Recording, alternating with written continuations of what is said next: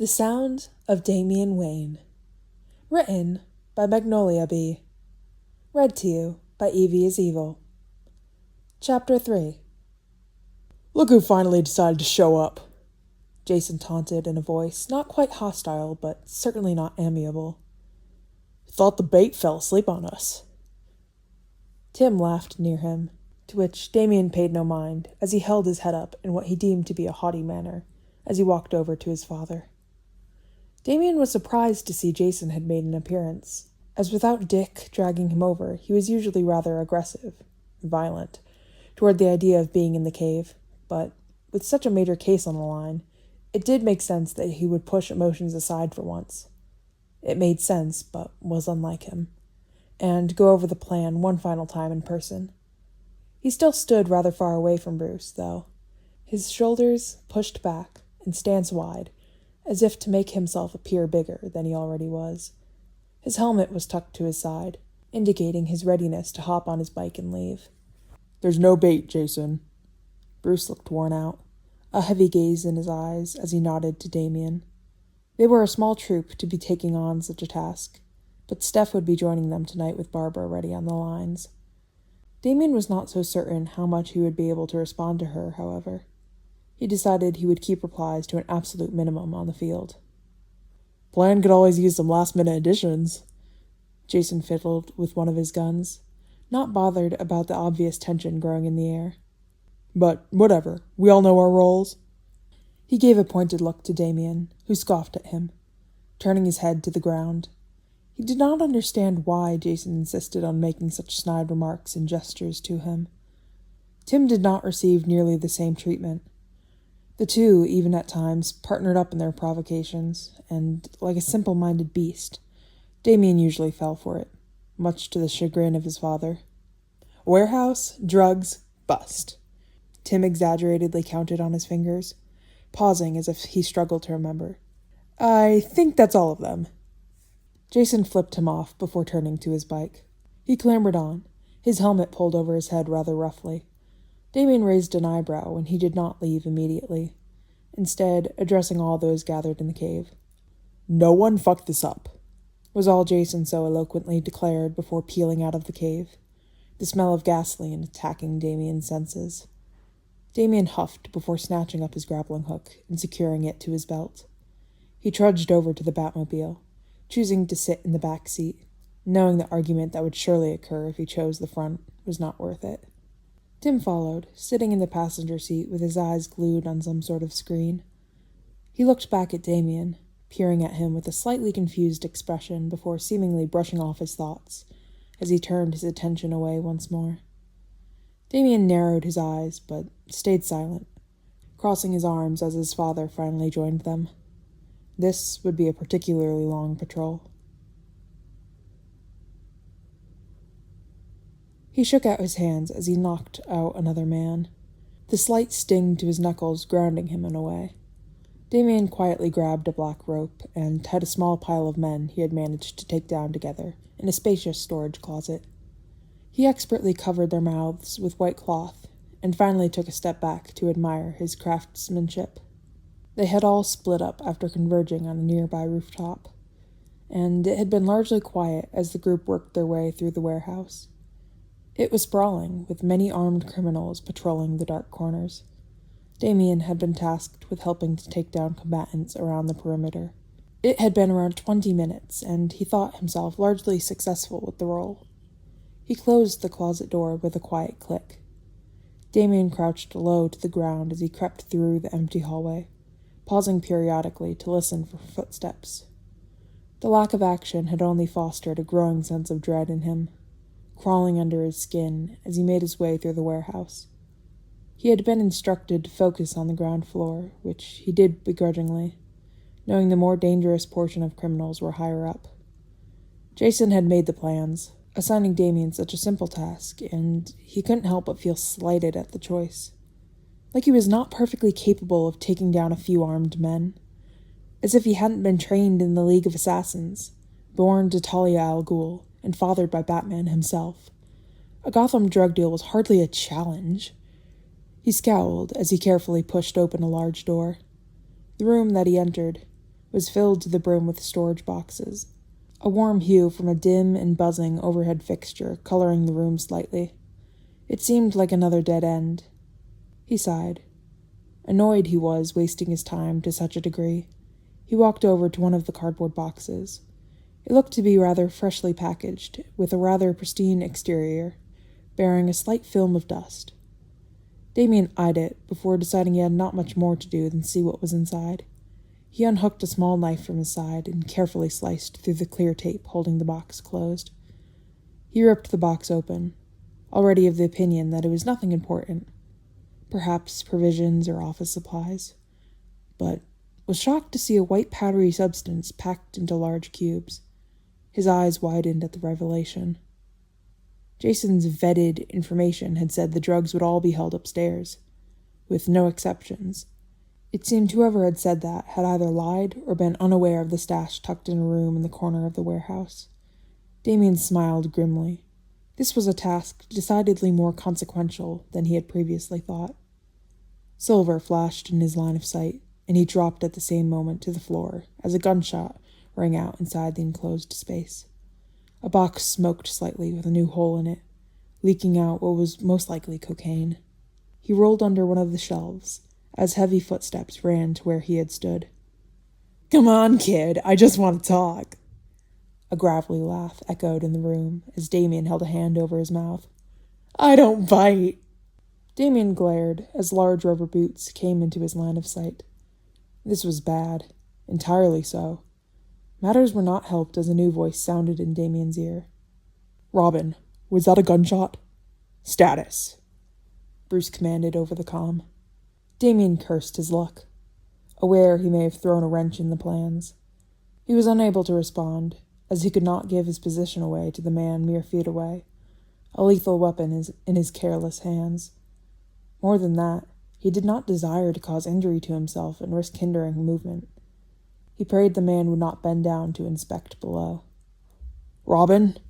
Bruce questioned once more, a tinge of worry in his tone. Damian gritted his teeth, carefully and silently shimmying out from under the shelf. He was on the opposite side of Boots, the moniker seemed fitting, and kept low as he put distance between them. There was no question of his next goal, that being subduing Boots and attempting to contact his family, with the least amount of words possible. The issue arose from the fact that he was going to attempt this with the least amount of noise possible.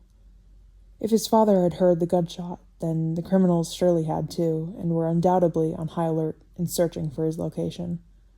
Hopefully, the others had already set the plan in motion, so it shouldn't change the outcome too much, as long as they continue to focus on the main goal. Damian just had to accomplish his task, and all would be well. Damian ducked behind a large shelf as Boots began to circle the premises. He kept his breathing shallow and rhythmic as Boots kicked at a few boxes, as if Damian would pop out. He remained perfectly still as he stayed in position for a few minutes. He ran over his options in his mind, toying with a few as he lay in wait. His father hadn't spoken again on the comms, though Barbara had taken it upon herself to attempt contact. There was no chance to give any semblance of a response, as Boots would not leave, instead whistling and muttering to himself as he searched. "Robin, do you copy? Robin?" She sounded concerned and staticky over the comms, and still, he made no move to respond. He kept his eyes trained on Boots. "I'll check for him," Steph piped up, and he frowned at her words. She needed to stay in position, as surely that would be a better use of her time than looking fruitlessly for Damian. He did not need rescuing. "Hey, kid, I'm not gonna hurt you. Let's just make this easier for everyone." Boots drew closer, and Damian was able to get a better look at the man. He had scraggly facial hair that suggested he lacked the capabilities of growing anything more. His boots were black, and his clothes dingy, all pointing to the fact that he was a mere henchman tasked with guarding the room. Nobody to write home about. The man stood right in front of Damian's hiding spot, scratching his head with a sigh. He turned his back to him, and Damian narrowed his eyes as he crept forward. He crouched, silently pulling out his knife as he got into position. In a muffled cry, he lunged forward, pressing a knife to the man's neck as he brought him down. The man's limbs flew out wildly, but it was no use as Damian broke his grip on his gun, kicking it far away. He quickly knocked him out with a well-placed punch and tied him up. He raised his hand to his calm, ready to accept whatever bruising would surely befall him, when he heard loud talking approaching the room. Thinking quickly, he stuffed Boots into where Damian had previously hidden, before darting deeper into the room. He scaled up a shelf, hiding between a few boxes as the door burst open. Immediately, a small group of men entered, their guns raised as they carefully edged around the many rows of shelves, obviously searching for him. He hadn't heard Boots contact anyone, so he guessed they had come after hearing the gunshot. He nestled further into his hiding spot, banking on them assuming he would not hide so far up. As they made their way through the rows, taking their time to inspect the boxes and noting the damaged ones, a loud commotion from far above caused them to raise their heads. "What the?" one man began, tightening his grip on his gun. Damian knew the noise meant his family had indeed gone ahead with their plan. The police had likely already surrounded the building, ready to arrest any stragglers who managed to escape. It was a success, no thanks to Damian. He stayed silent as the men abandoned their search, stampeding out of the room. Damian got up quickly, dropping to the ground to hurry to the door. He waited a few seconds before carefully pushing it open. The sound of yelling and the smell of gunpowder were fresh in the air as he darted out. It was rather smoky, and an all-out battle scene was before him as he entered the center room of the warehouse, where a large staircase was located. He ducked behind an overturned table to find himself face to face with the surprised Steph. "Robin!" she exclaimed, grabbing onto his arm, which he shook off quickly. "You're okay. Is your comm working?" All he could do was nod, to which Steph furrowed her brows as she lifted her hand to her comm, peeking over their hiding spot. "Robin's fine. I found him." She glanced to him as she spoke. "Doesn't seem injured. We're gonna take down some of the guys down here." "Copy that," Tim answered with a slight strain to his voice, likely mid-fight. Steph let out a breath as she turned to Damian. "Do you want the right side or left side?" He responded by nodding to his left, and she gave him a thumbs up as she shifted to her right. She counted off on her fingers, and at one, they both dove out from behind the table, the crackle of gunshots popping all around them. Shouts and curses sounded all around him as he began to methodically subdue henchmen who were escaping from upstairs. He kicked a gun out of another man's grip as he glanced to where Steph was grappling with a man holding a knife. He looked up and noticed a man aiming a gun at her, his hand brushing over the trigger. There was too little time to take him out before he took the shot. "Spoiler!" he shouted, panicked, and a harsh impact struck his back. He doubled over slightly as Steph lifted her head. She noticed the man as he pulled his trigger, leaping back at the last second. She cursed as it grazed her arm. Damian grimaced, but turned his attention back to his opponent. While her injury would undoubtedly scar, he felt the outcome to be improved and worth the pain. He was probably already on thin ice. He took down a few more men before it seemed to quiet down, the rate of combatants dwindling until no more descended from the staircase and ladders. He stretched his shoulders. The soreness on his back was irritating, and he wondered absent-mindedly if he'd have to sleep on his stomach that night, or the rest of them for that matter. He let out a sigh as he patted his belt to make sure everything was still secure. He heard heavy footsteps coming down the stairs and raised his arms, steeling himself for another battle. "Robin." Bruce sounded displeased, Tim trailing behind him. "Why didn't you respond?" Damian looked away, unsure of how to answer. This inability he possessed made things all the more difficult. There was no way of properly expressing the circumstances he'd been under. With the man in the room and the need to hide, he would need to shorten it. "Couldn't," he got out, holding back a wince as pain bloomed on his forearm. An unfortunate location. "What's with the shortness?" Tim stopped at Steph's side, noting the now covered wound she had. "We thought you got shot. Can't even spare a moment to tell us you weren't bleeding out?" Damian glared at him, tutting a bit as he bit back a retort. It was more difficult than he thought it would be to avoid insulting the stupid expression on Tim's face. It was a waste of a bruise, and yet oh so instinctual to him. Little shit just wanted to freak us out, Jason called out from above, peering down at the group from the top of the staircase. Everyone's been taken down. Drugs are secured. You can all deal with the cops. I'm done with this crap. With that, he raised his hand in a half-hearted salute as he stalked away, no doubt planning to leave by a second-story window. It was a rather typical method of exit for anyone Bat-associated, which Jason, of course, would vehemently deny. Bruce let out a sigh as he glanced at Steph, who was holding gauze to her arm. "Bullet grazed me," she supplied, as he raised an eyebrow. He nodded grimly and turned his head back to Damian. He looked around at the men the pair had managed to catch and frowned as if deciding on something. You two, take the Batmobile back to the cave. Red Robin and I will speak to the police and meet you there. Damian nodded, understanding that there was more to be discussed surrounding this conversation. He resigned to his fate as he stepped over a few men, and he heard Steph speak with his father and brother in a hushed tone. No doubt about him, and he did not know what, but it could hardly be good.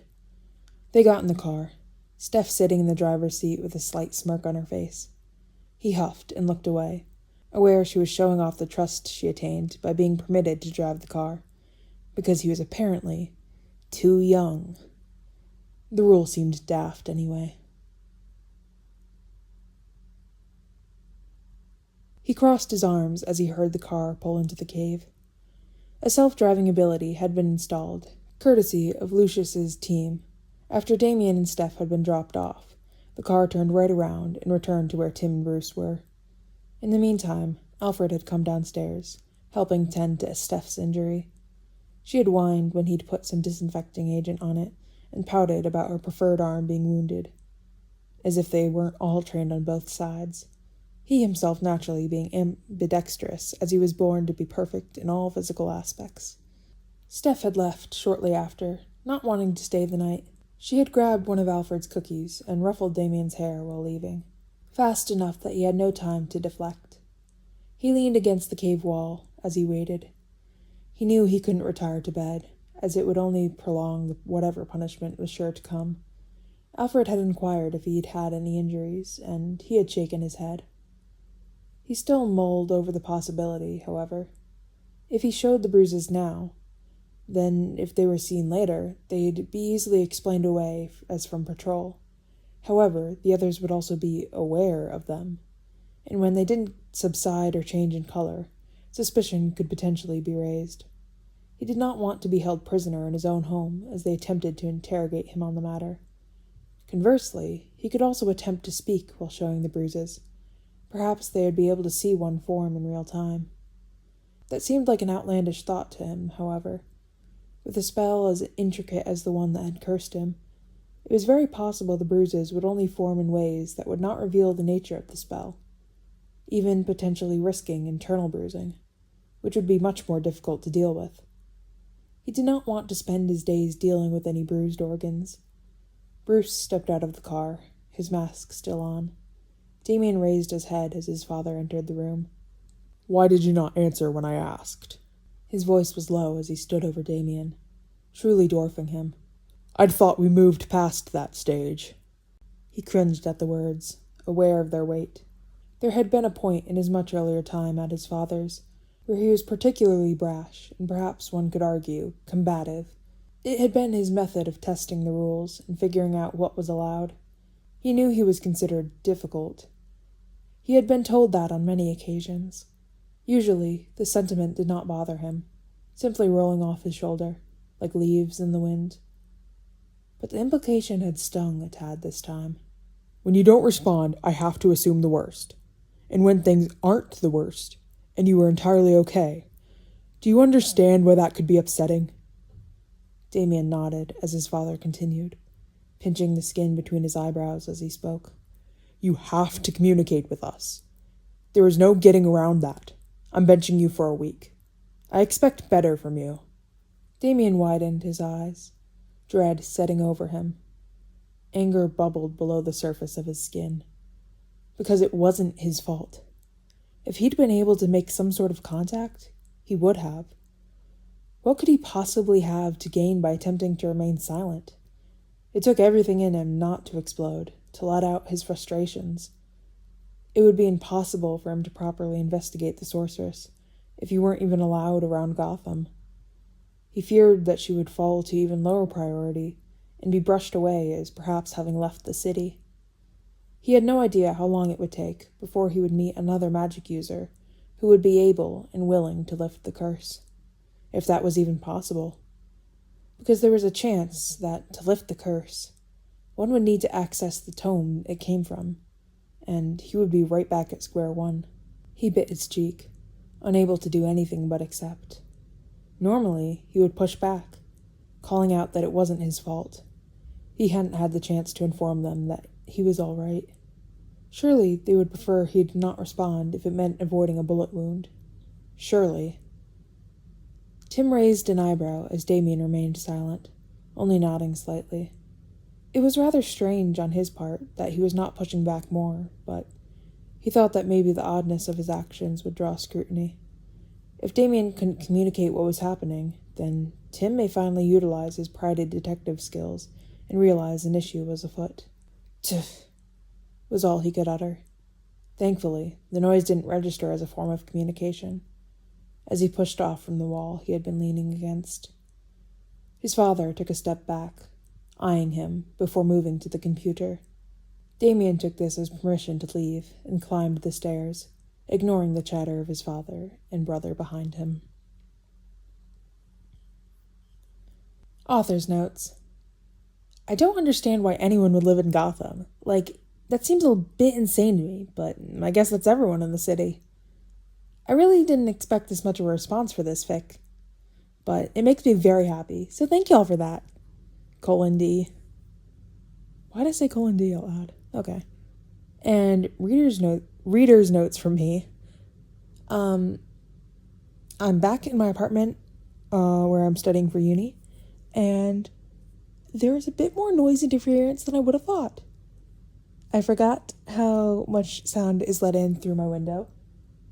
Cue any sirens you may hear throughout this recording. And my neighbor keeps running water that you can't hear anything from his apartment except for water. So I think you can hear that in the recording. So oopsies.